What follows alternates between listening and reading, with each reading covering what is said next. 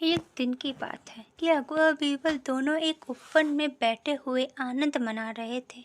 इतने में शाम हो गई। जब बीरबल घर जाने को उद्यत हुआ तो बादशाह ने उसे रोककर कहा, बीरबल, आज कई दिनों से मैं एक बात सोच रहा था, परंतु तुमसे कहना भूल जाता था। एक हकीम दवा बनाता है, उसमें बैल के दूध की अनिवार्य आवश्यकता है। यदि तुम कहीं से उसे ला दो तो अति उत्तम हो। पत्ता खड़क का बंदा भड़का। बीरबल बादशाह अकबर की मंशा समझ गया और मन में कहा कि बादशाह इस बहाने मुझे मूर्ख बनाना चाहते हैं। बीरबल बोला, इसमें घबराने की कौन सी बात है, मैं 1 सप्ताह में बैल का दूध ला दूंगा। बादशाह ने कहा, 2-4 दिन और अधिक लग जाए तो कोई चिंता की बात नहीं है, परंतु दूध का आना बहुत लाजमी है। बहुत अच्छा, कहता हुआ बीरबल वहां से विदा हुआ। वह घर पहुंच एकांत स्थान में बैठकर बैल के दूध वाले पृष्ठ पर विचार करने लगा। चिंताग्रस्त बीरबल के कई घंटे का समय मिनटों के समान बीत गया। जब भोजन करने का समय हुआ तो नियम अनुसार उसकी लड़की बुलाने आई। वह अपने पिता का चेहरा उतरा और विचार मग्न देखकर टटक गई। जब उसको खड़े कई मिनट व्यतीत हो गए और पिता का ध्यान न टूटा तो उसने उद्विग्न होकर पिता से चिंता का कारण पूछा। यद्यपि यह बीरबल की बड़ी लड़की थी और वह इसकी बुद्धिमत्ता की कई बार परीक्षा भी ले चुका था, फिर भी ऐसे गूढ़ विषय में उसे सफलता मिलेगी ऐसी आशा स्वप्न में भी न थी। इसलिए कुछ समय तक उसकी बातों को अनसुनी कर टाल मटोल करता रहा। पुत्री के पुनः पुनः अनुरोध करने पर उसे विवश होकर बादशाह का जटिल प्रश्न सुनाना पड़ा। कन्या बोली, पिताजी, यह कौन सी ऐसी कठिन बात है जिसके लिए आप ऐसे चिंतानुकूल हो रहे हैं। चलिए, भोजन का समय बीता जा रहा है, मैं उसका उत्तर 1 हफ्ते के भीतर ही बादशाह को पहुंचा दूंगी। लड़की के ऐसे उत्तर से बीरबल की चिंता घटी और साहस कर भोजन करने लगा। इस प्रकार जब 2 दिन व्यतीत हो गए तो बीरबल की लड़की ने एक नई तरकीब निकाली। वह ढूंढकर बहुत तेरे पुराने वस्त्रों को घट से बाहर निकाल लाई और उनका एक गट्ठर तैयार किया।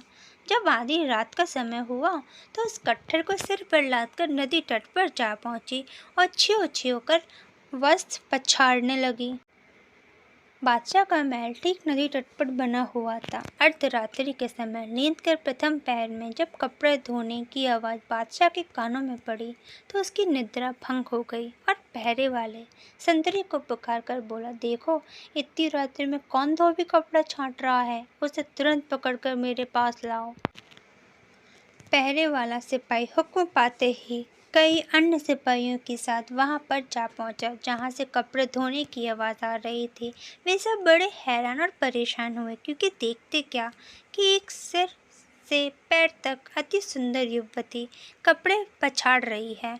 सिपाहियों से उसे कई बार पुकार कर बादशाह का हुक्म सुनाया, परंतु वह उनकी बातें अनसुनी कर बराबर अपने काम में व्यस्त रही। आखिर एक सिपाही उसके बिल्कुल समीप पहुंचकर बोला, अरे तू कौन है जो इतनी धृष्टता कर रही है और पुकारने पर सुनती भी नहीं। चल, तुझे बादशाह ने बुलाया है। लड़की तो यकीनन प्रकरण बादशाह के पास पहुंचना ही चाहती थी, परंतु फिर भी अपना अभिप्राय छिपाकर बोली, आप लोग मुझे क्यों दुख देने पर उतारू हुए हैं। लो, मैं अपने घर चली जाती हूँ। सिपाहियों ने कहा, खबरदार, तुम्हारा भला इसी में है, सीधे हम लोगों के साथ बादशाह के पास चलो। लड़की कपड़ों को जहाँ का तहाँ छोड़ उनके पीछे हो ली और जब बादशाह के सन्निकट पहुंची तो बड़े अदब से झुककर सलाम किया और डरी सी होकर एक किनारे खड़ी हो बादशाह के हुक्म की प्रतीक्षा करने लगी। बादशाह क्रोध से आग बबूला हो रहा था।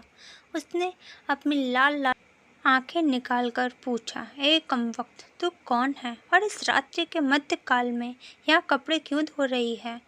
लड़की ने देखा कि बादशाह क्रोध से तमतमा गया है, इसलिए कांपती हुई गिड़गिड़ाकर लड़खड़ाती जुबान से बोली, श्रीमान श्रीमान, मैं तो।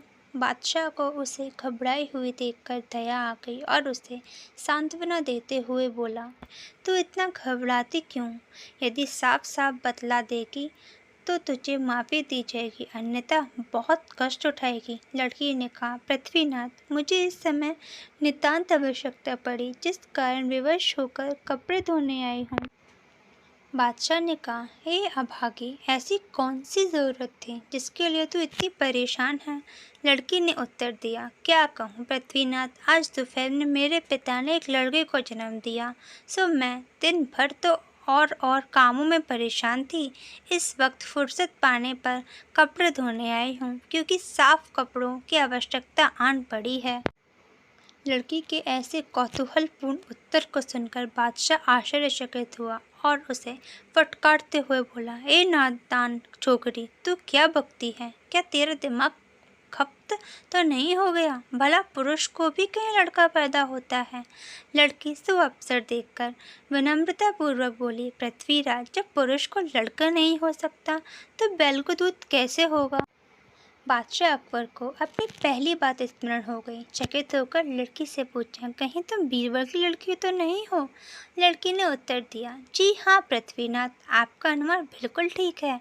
बादशाह उसकी इस चतुरता से बड़ा प्रसन्न हुआ और उसको आभूषण और द्रव्य पुरस्कार में देकर इज्जत से पालकी में बैठाकर विदा किया। लड़की ने घर पहुंचकर पिता का चरण स्पर्श कर रात की घटना का सारा वृत्तांत क्या सुनाया। बीरबल अपनी बुद्धिमती कन्या से बहुत प्रसन्न हुआ और उसका पुरस्कार उसे लौटाकर बहुत आशीर्वाद दिया।